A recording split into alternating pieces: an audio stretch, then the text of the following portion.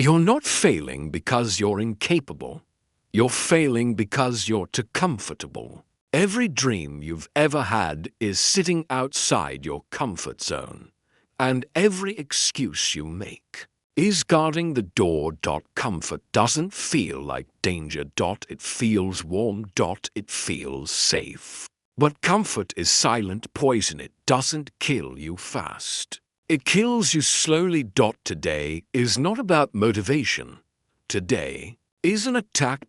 An attack on comfort. An attack on excuses. An attack on the version of you that chose ease over greatness. The comfort zone doesn't announce itself as danger. It doesn't come with warning signs or alarms. It feels familiar, predictable, safe, and that's exactly why it's so powerful. The comfort zone lies to you quietly. It tells you, asterisk, you're fine where you are. Asterisk, it whispers. Asterisk, there's no rush. Asterisk, it convinces you that staying still is the same as being stable. But comfort is not peace. Comfort is stagnation dressed up as security. Think about it. Nothing grows in comfort. Muscles don't grow there. Confidence doesn't grow there. Dreams don't grow there. They grow under pressure, resistance, and discomfort. The comfort zone trains you to delay your life. You say, I'll start when the timing is right. I'll move when I feel ready. I'll change when I'm more confident. But ready never comes. Confidence never appears first. Action is what creates them. Comfort convinces you that avoiding pain is the goal. But avoiding pain slowly creates a deeper pain, the pain of knowing you could have been more. Every day you stay comfortable. You trade growth for convenience. You trade courage for excuses. You trade potential for familiarity. And the most dangerous part? The comfort zone doesn't feel like giving up. It feels responsible. It feels mature. It feels logical. You go to the same places, think the same thoughts, make the same choices, and you call it routine. While your soul calls it suffocation, the comfort zone doesn't stop you violently. It lulls you into sleep while your life passes quietly in the background. Dreams don't die loudly. They don't collapse in a single moment. They fade quietly, one comfortable decision at a time. At first, the dream is strong. You feel it in your chest. It keeps you awake at night, fills your thoughts during the day. But then life gets busy. Fear gets louder. Comfort steps in. You don't quit the dream, you postpone it. You tell yourself you're being realistic. You say you're waiting for the right opportunity, the right resources, the right moment. But what you're really waiting for is the fear to disappear. And fear is clever. It doesn't show up screaming. It shows up sounding reasonable. It asks questions that feel logical. What if you fail? What will people think? What if this doesn't work? So you step back just a little. You take the safer option. You choose what's familiar instead of what's meaningful. Over time, the dream gets quieter. Not because it left, but because you stopped listening. You bury it under responsibilities, distractions, and comfort. You call it maturity. But deep down, something feels off. That feeling is the weight of unrealized potential.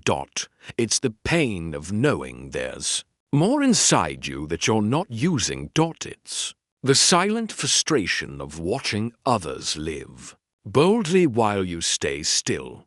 Comfort doesn't destroy dreams instantly. It suffocates them. Slowly, day by day, excuse by excuse, until the dream feels too far away to reach. And the hardest part isn't failing. The hardest part is living with the question, what if I had tried? Growth has a language, and that language is discomfort. It doesn't respond to ease, routine, or convenience. It responds when you are stretched, challenged, and pushed beyond what feels familiar. Every version of you that ever improved was born in discomfort. The first time you tried something new, your heart raced. The first time you failed, it hurt. The first time you stood alone, it felt heavy. But that discomfort didn't break you, it shaped you. Your mind and body are designed to resist change. They crave what they already know. Even if it's limiting, discomfort feels like danger. But most of the time, it's simply growth knocking on the door. Think about physical strength.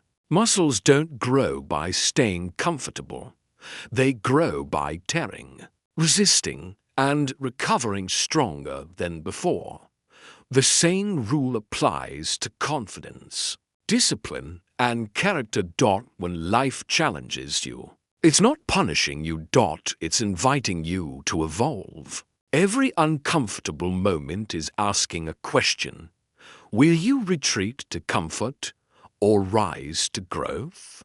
Discomfort is the space where excuses lose their power. Where habits are questioned.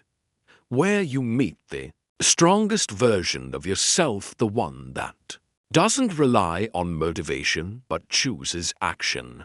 Anyway, most people avoid discomfort because fear has been misunderstood for too long. We've been taught to see it as a warning sign, a signal to stop, a reason to turn back. But fear is not the enemy. Fear is honest. Fear shows up when something matters, when you're standing at the edge of growth, when you're about to step into a version of yourself you've never met before. Comfort, on the other hand, is deceptive. Comfort doesn't raise alarms. It doesn't make your heart race. It makes you feel calm while quietly keeping you small. Fear says, this is unfamiliar. Comfort says, stay where you are.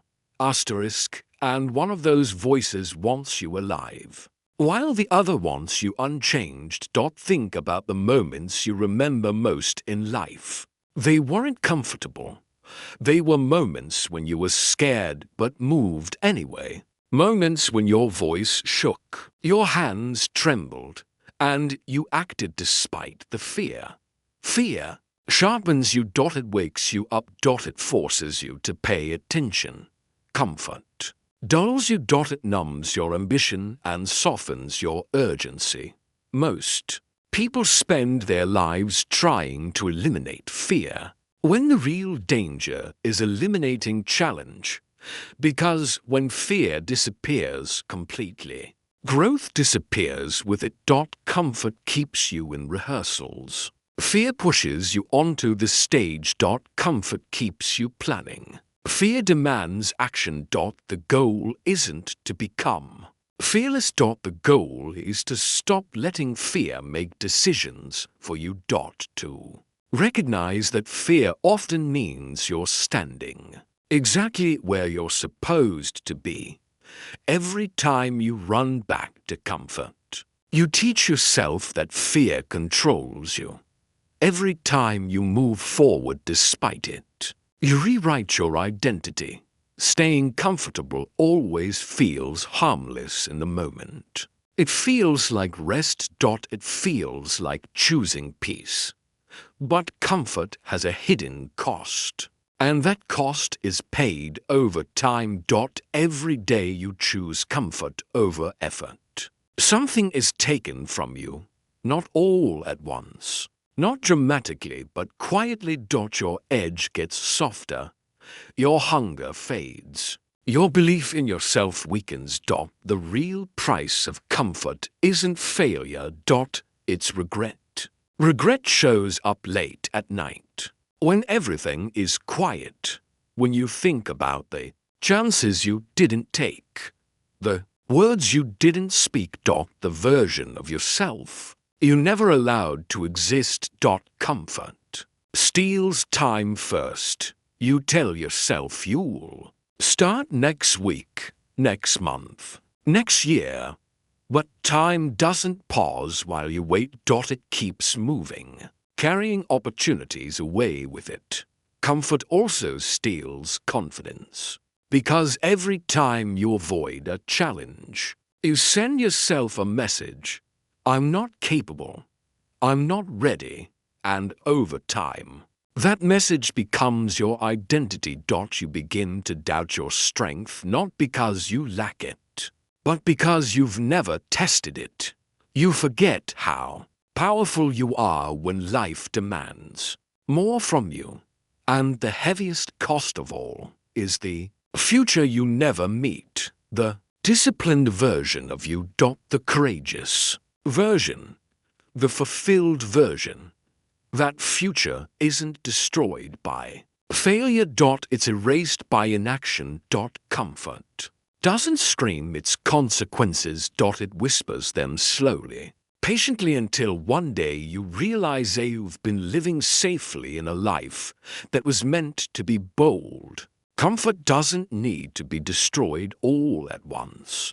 It needs to be challenged daily, deliberately, intentionally. An attack on comfort isn't about dramatic moves.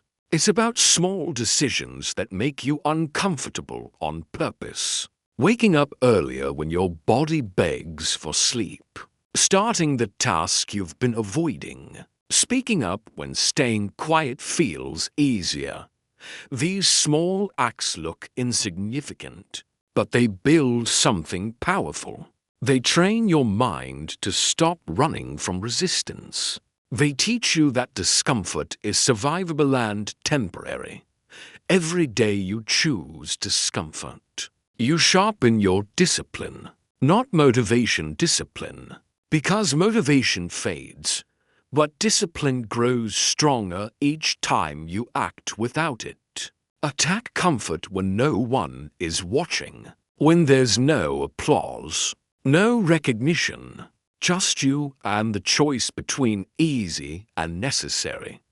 That's where self-respect is built. In the moments you honor your goals even when comfort offers an excuse.